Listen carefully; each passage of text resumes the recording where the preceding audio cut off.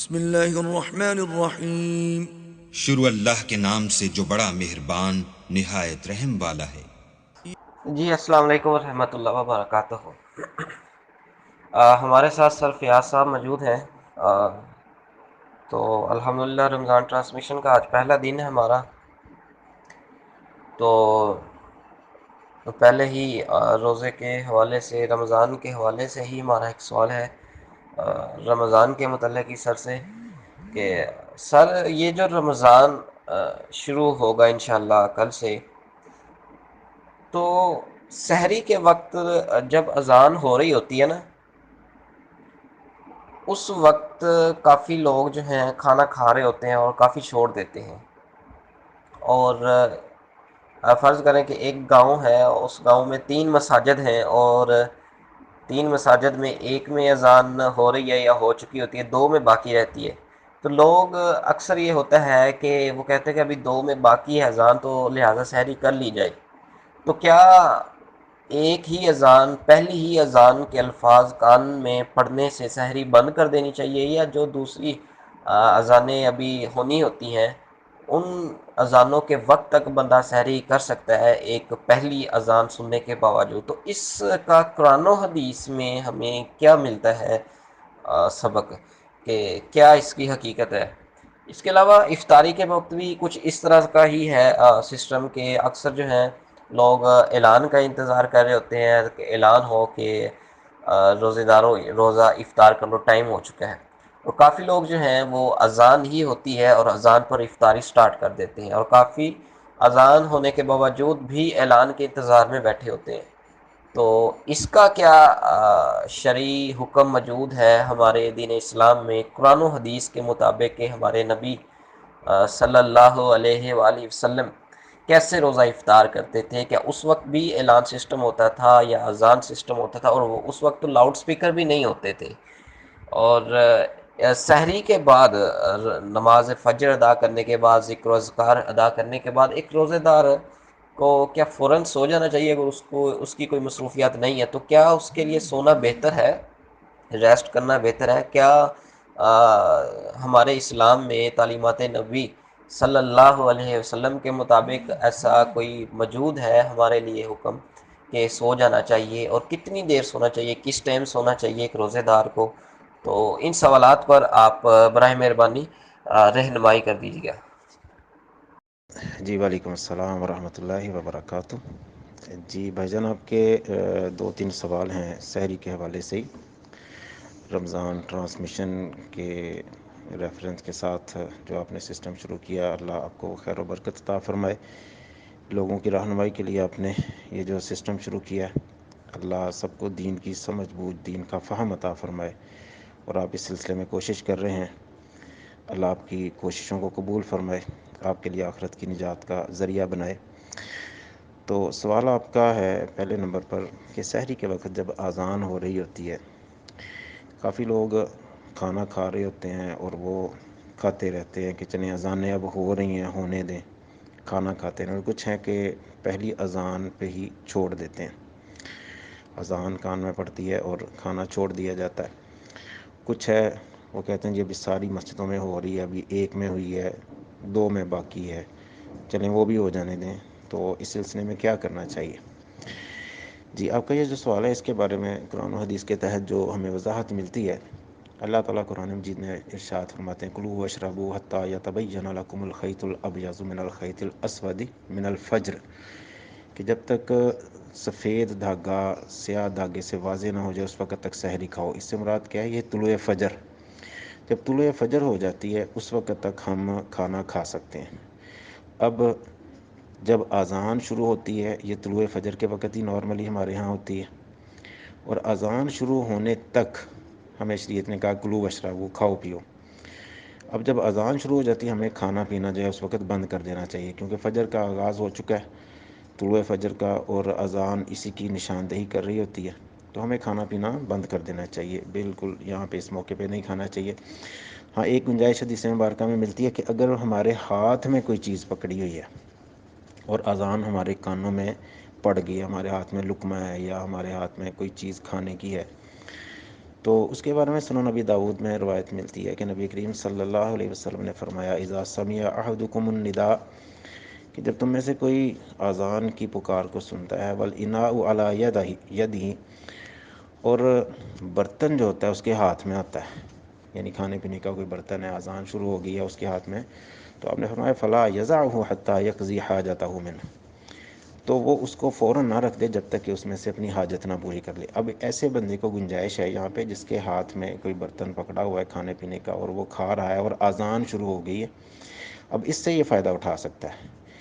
یہ نہیں ہے کہ اذان ختم ہوگی اب ہم دوسری اذان کا انتظار کر رہے ہیں، پھر بھی کھائے جا رہے ہیں، تیسری اذان ہو رہی ہے پھر کھائے جا رہے ہیں۔ اذانیں تو 8 10 منٹ تک دیکھیں ہوتی رہتی ہیں، تو جب پہلی اذان ہو جائے ہمارا کام ہے فوراً رک جائے، یہاں تک کہ سلسلہ جو ہے اذانوں کا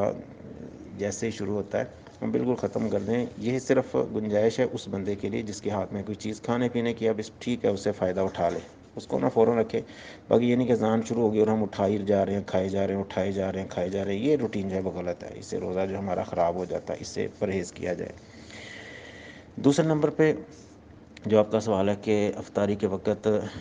کچھ لوگ اعلان کا انتظار کر رہے ہوتے ہیں اور کچھ اذان کے وقت کا، کہ جی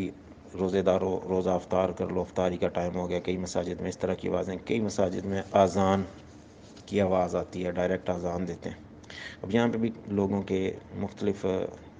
طریقہ کار ہوتے ہیں، کچھ اعلان کا انتظار کر رہے ہوتے ہیں اذان ہونے کے باوجود بھی، اور کچھ اذان پہ روزہ افطار کر لیتے ہیں۔ یہاں پہ ہم دیکھیں نبی کریم صلی اللہ علیہ وسلم کے دور میں یہ اعلان سسٹم نہیں تھا کہ اعلان ہوگا تو پھر ہے۔ یہ ہمارے آج غلط لوگ رویے کا شکار ہیں کہ اعلان ہوگا، یا کئی جو گگو وغیرہ جو بولتے ہیں وہ بولے گا تو پھر ہی روزہ کھلنا ہے، اذان ہو رہی ہے کوئی پرواہ نہیں، استغفر اللہ العظیم۔ نبی کریم صلی اللہ علیہ وسلم کے دور میں اذان کے ساتھ ہی سسٹم ہوتا تھا ایسا،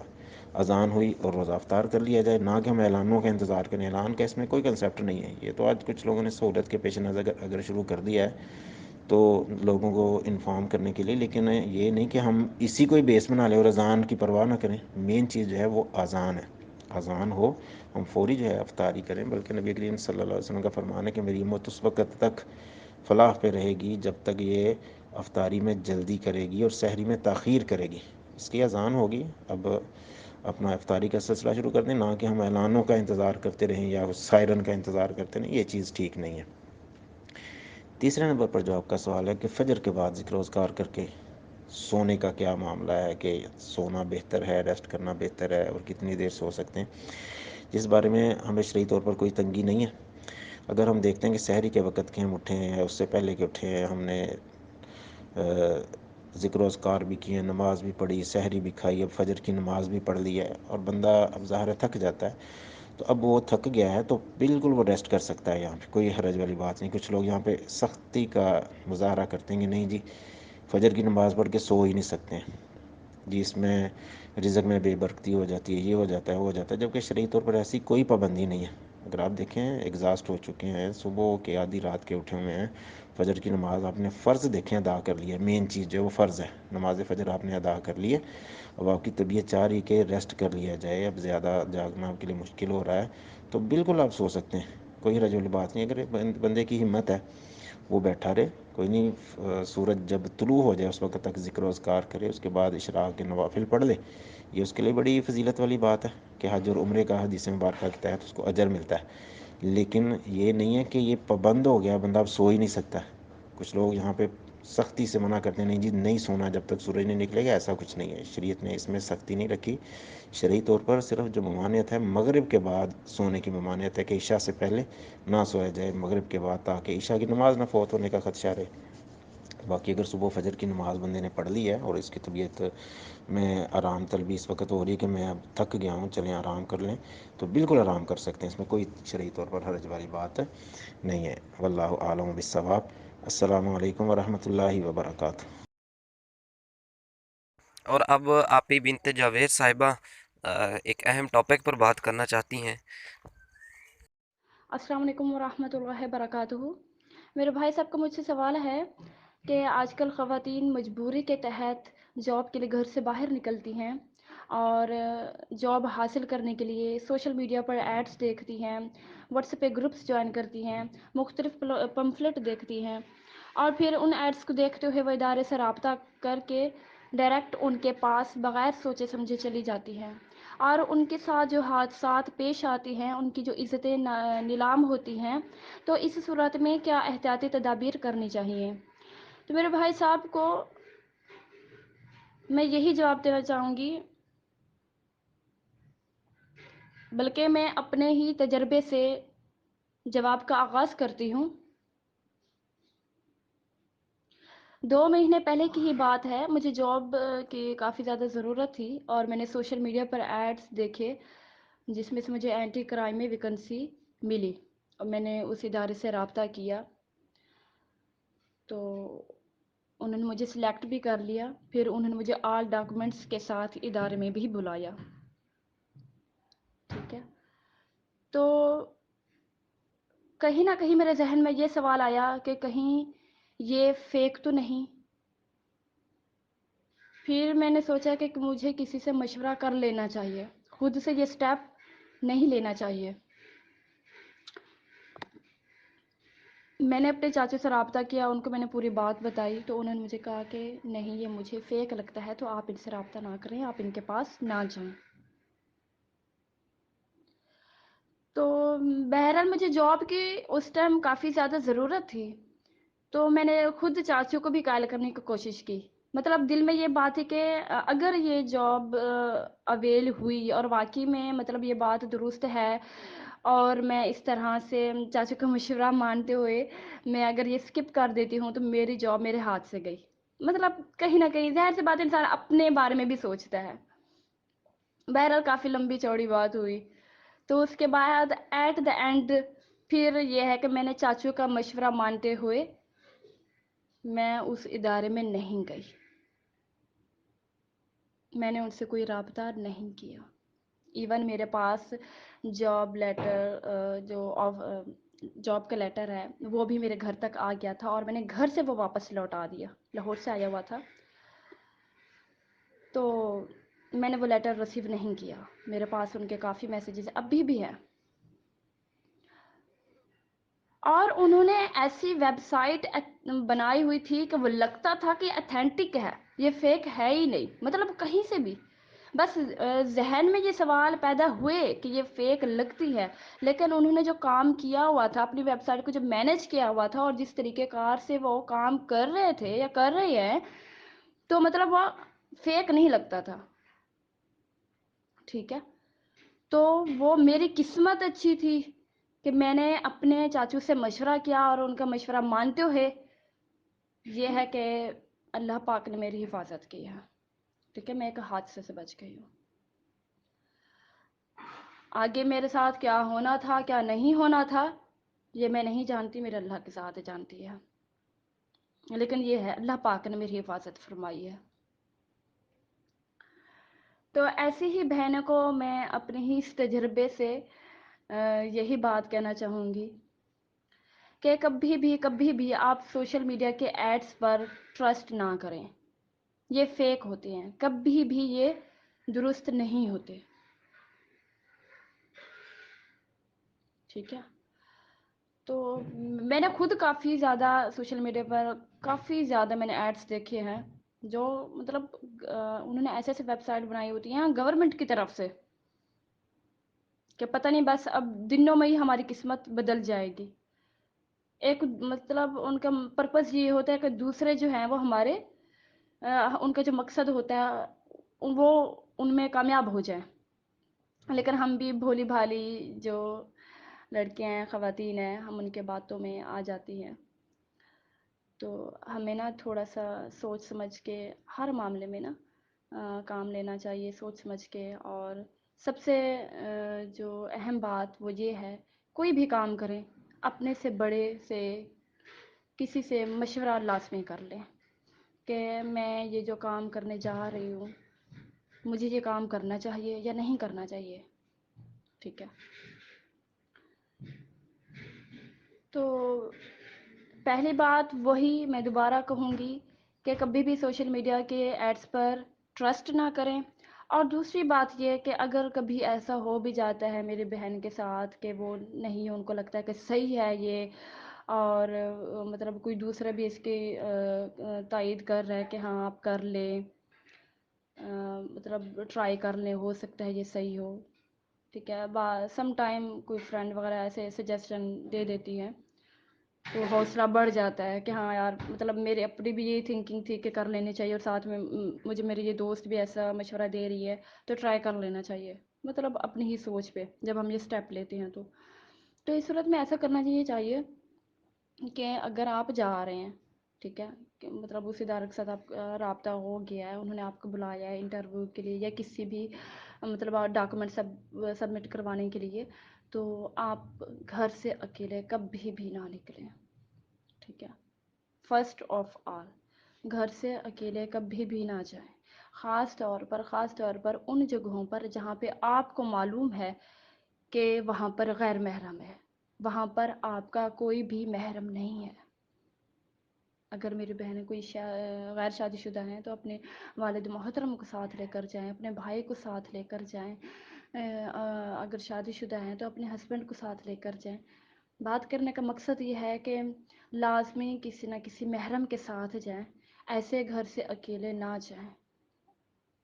ٹھیک ہے۔ آگے ہمارے ساتھ کیا حادثہ پیش آنے والا ہے یہ ہم نہیں جانتے،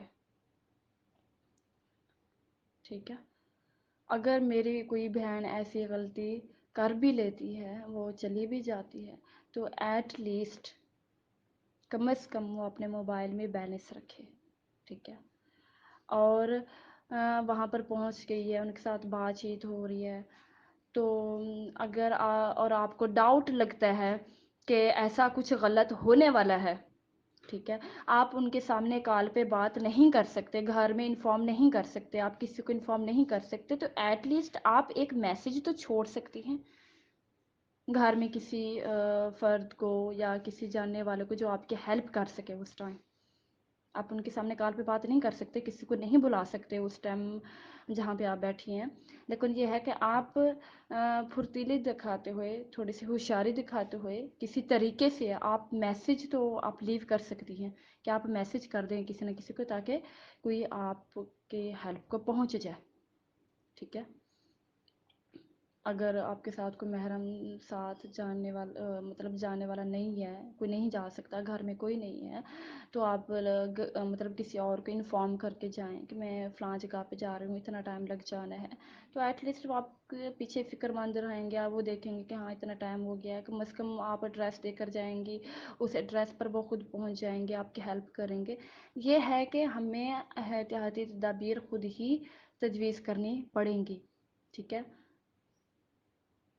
تو جب تک ہم خود اپنے بارے میں نہیں سوچیں گے، اپنی حفاظت خود نہیں کریں گے، ہماری عزتیں کبھی محفوظ نہیں رہیں گی۔ اور دوسری بات یہ ہے کہ جب بھی گھر سے باہر جائیں، میری سب بہنیں سے ریکویسٹ ہے کہ مکمل طور پر پردے میں جائیں۔ آپ خود دیکھیں، آپ خود سوچیں، دو خواتین ہیں جو روڈ پر جا رہی ہیں، ایک مکمل پردے میں ہے اور ایک بے پردہ ہے، اور روڈ کے کنارے ایک مرد ذات ہے۔ اب آپ مجھے یہ بتائیں کہ اس کی نظر کس پہ پڑے گی؟ جو مکمل طور پر پردے میں ہے وہ اس کی طرف مائل ہوگا، یا جو مکمل طور پر بے پردہ ہے اس کی طرف وہ دیکھے گا، اس کی طرف مائل ہوگا، یقیناً اس کی طرف جو مکمل طور پر وہ بے پردہ ہے۔ تو میرے بہنوں سے گزارش ہے کہ جہاں بھی جائیں مکمل طور پر پردے میں جائیں۔ ہم پردے میں رہ کر سب کچھ کر سکتے ہیں، ہم مرد حضرات سے بہت آگے بڑھ سکتی ہیں، ہم ترقی کر سکتے ہیں، ہم اپنا نام بنا سکتے ہیں، لیکن اسلام کے اصولوں کو توڑ کر نہیں میری بہنوں، اسلام کے اصولوں کو توڑ کر نہیں، اللہ کو ناراض کر کے نہیں، اللہ کے نبی کو ناراض کر کے نہیں، ہم نے اپنے حدود کو کراس نہیں کرنا، ہم نے اسلام کے اصولوں کو نہیں توڑنا، ہم نے اللہ پاک کو ناراض نہیں کرنا۔ ہمارا اس دنیا میں آنے کا مقصد کیا ہے؟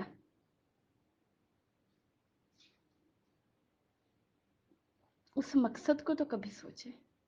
ہمارے اس دنیا میں آنے کا مقصد کیا ہے؟ اچھا، اکثر میری بہنوں کا مطلب یہ تھنکنگ ہوتی ہے، یہ سوچ ہوتی ہے، وہ یہ کہتی ہیں کہ حیا جو ہے، شرم جو ہے، وہ عورت کی نظر میں ہونی چاہیے، پردہ کریں یا نہ کریں۔ ایسی بہنوں کو میرا یہ جواب ہے، کیا حضرت فاطمہ بنت محمد صلی اللہ علیہ وآلہ وسلم سے بڑھ کر کوئی اور ہے ذات اس دنیا میں جو باحیا ہو، مطلب آنکھوں میں شرم ہو، مکمل طور پر پردہ؟ کوئی ہے؟ جب وہ ہمارے پیارے نبی صلی اللہ علیہ وآلہ وسلم کی بیٹی حضرت فاطمہ رضی اللہ تعالی عنہا، جن کا جنازہ رات کے وقت اٹھایا گیا کہ کسی دن میں کسی غیر محرم کی نظر نہ پڑے، کیا ہم ان سے بڑھ کر ہیں؟ جب انہوں نے پردہ کیا ہے تو ہماری کیا اوقات ہے، ہماری کیا مجال ہے کہ ہم دین کے، اسلام کے اصولوں کو توڑیں، اللہ اور اس کے نبی کو ناراض کریں؟ کیا ان کی آنکھوں میں حیا نہیں تھی؟ کیا وہ یہ نہیں کہہ سکتی تھی کہ میں آخری نبی کی بیٹی ہوں، میری آنکھوں میں حیا ہے، میں تو جنتیوں کی سردار ہوں، مجھے پردہ نہیں کرنا چاہیے؟ اگر کہنا حق بنتا تھا کسی کا تو ان کا بنتا تھا۔ ہم کون ہیں یہ کہنے والی کہ حیا ہونی چاہیے تو آنکھوں میں ہونی چاہیے؟ یہ بات کرنے کا ہم حق رکھتے ہی نہیں ہیں، کیونکہ ہم وہ انسان ہیں جو ہر لمحہ ہم گناہ کر رہے ہیں، ہر لمحہ، اور گناہ کرنے کے ہم بہانے ڈھونڈتے ہیں۔ یہ میں آج سچ اور کڑوی بات کر رہی ہوں۔ میری کچھ بہنوں کو اگر یہ بات بری لگے تو میں ہاتھ جوڑ کے معذرت چاہتی ہوں، لیکن یہ بات بالکل درست ہے۔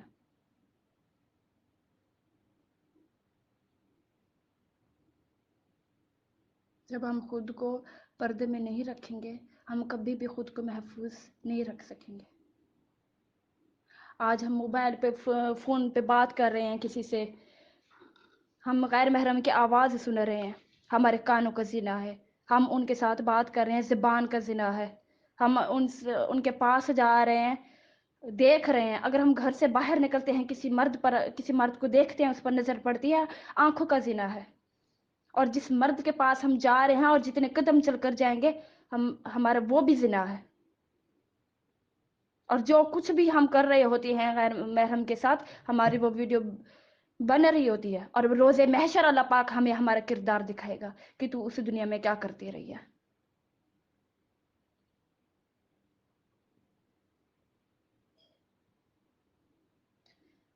خدا را اپنے آپ کو سنبھال لیں،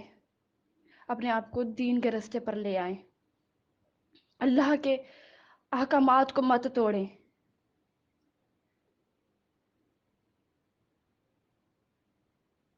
امید کرتی ہوں میرے بہنوں کی میری بات سمجھ آ گئی ہوگی۔ السلام علیکم ورحمۃ اللہ وبرکاتہ۔